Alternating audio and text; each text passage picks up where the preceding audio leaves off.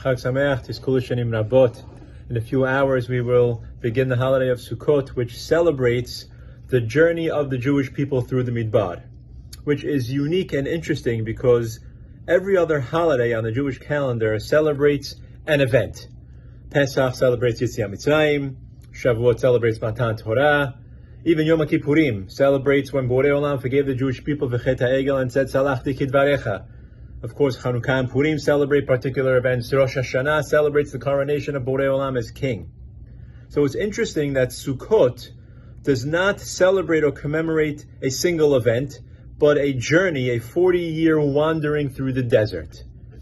And in that, I believe it has a very salient message, and that is that sometimes in life, the journey is more important than the destination.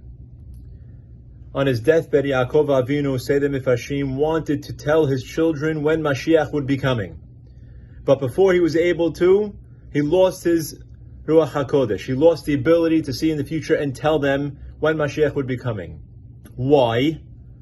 That in and of itself carries the same message, because had he told them when Mashiach would be coming, they'd be focused on the destination. They'd be focused on that one moment in time. And they'd forget about the process of getting there. They'd gloss over the journey and lose sight of the everyday, which is more important than actually arriving at the destination. It's interesting to note that when Moshe Rabbeinu gets the mission from Borei Olam to take the Jewish people out of Mitzrayim, it comes with two destinations, so to speak. One of them is Matan Torah. He has to give them the Torah. And the second one is he has to take them into Eretz Yisrael. We know that Moshe Rabbeinu does not take them into Eretz Yisrael, but Yehoshua does. And so if that was part of the integral mission of the Jewish people leaving Mitzrayim, why not include Sefer Yehoshua, which talks about the capturing of and the moving into Eretz Yisrael, as part of the Torah? Make it 6 books of Torah. At least we would have covered the final destination that we started to get to in the Torah. Why does it end with the death of Moshe and then Yehoshua is a new book? Perhaps that as well carries the very same message, because life is about the journey, not about the destination. I'm going to stop it in the middle of the journey, because the destination is not as important as what it took to get there. Avraham Avinu's life begins with Lech Lecha and ends with Lech Lecha.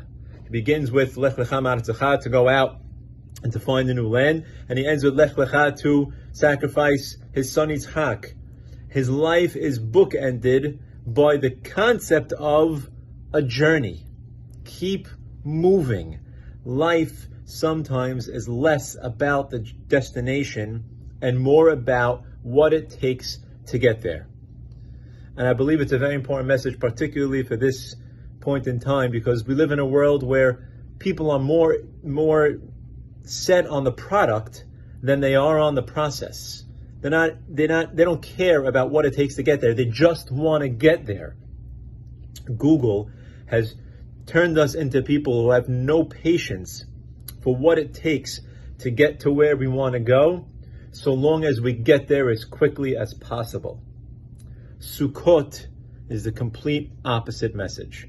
We celebrate a holiday that commemorates the journey in the desert, because sometimes in life, what's more important is getting there than having actually gotten there.